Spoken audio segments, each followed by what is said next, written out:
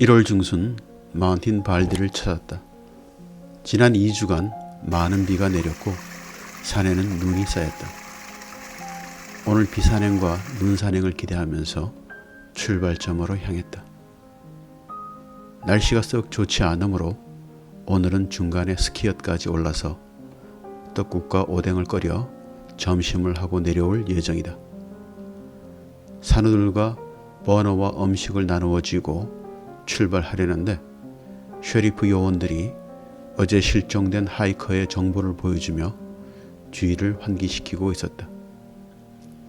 65세의 남성은 어제 하이킹을 떠났으나 집에 돌아오지 않았다고 한다. 이것은 큰 문제이다. 겨울에 마운틴 발디에서 하루 이상 실종되었다는 것은 곧 죽음을 의미한다.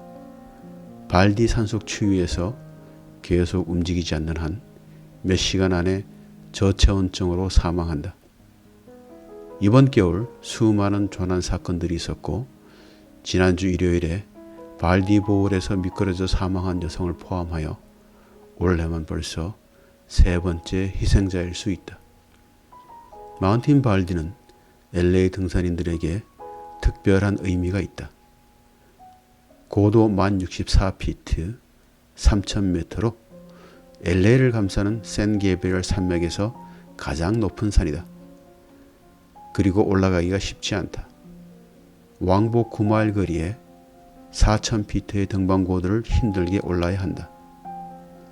그래서인지 마운틴 발디를 등정하는 일은 큰 성취감을 준다.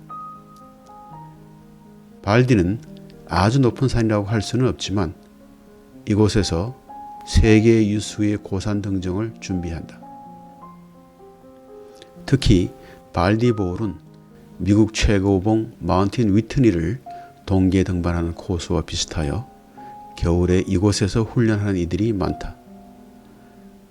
등산로가 시작하는 6000피트 고도의 출발점에는 비가 내리고 있다. 포장도로가 끝나는 지점에 있는 샌 안토니오 폭포는 정말 폭포수다운 굵은 물줄기가 흐르고 있다. 지난 2주간 엄청난 양의 눈비가 내렸음을 보여준다. 등산로를 오를수록 주변으로 안개가 자욱하다. 그리고 눈으로 덮여 있다. 크램폰을 하고 오르는데 빗줄기가 서서히 쌀락눈으로 변한다.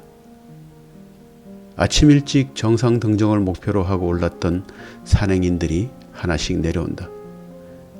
잠시 얘기를 나누면서 정상 부근의 가시거리가 너무 안 좋다고 한다.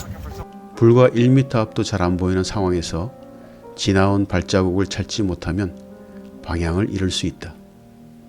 등산로가 아닌 다른 방향으로 향하는 순간 모든 것이 위험해진다.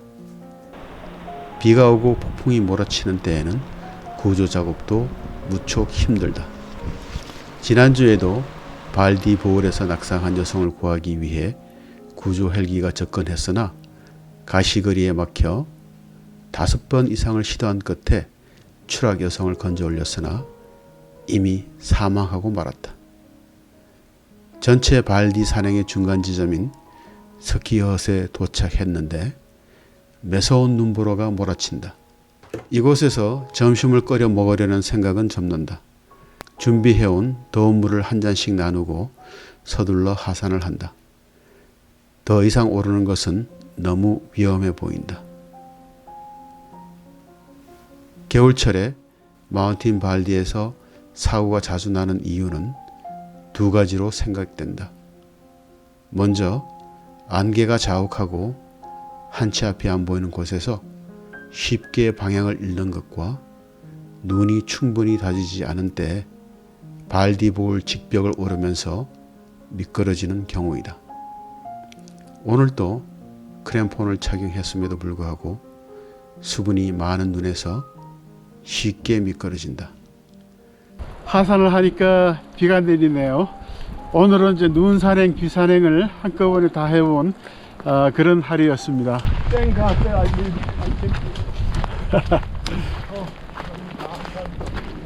할렐루야. 할렐루야. 할렐루야. 아멘. 주차장이 가까워지자 비가 메스게 쏟아붓는다. 이 날씨에 산속에 있을 실종자와 그 실종자를 찾기 위해 자욱한 안개 속을 뒤지고 있을 수십 명의 구조대원들을 생각하니 너무 가슴이 아프다. 우리 모두 자신과 가족을 위해 겁쟁이 산행인들이 되는 것도 좋을 듯 하다.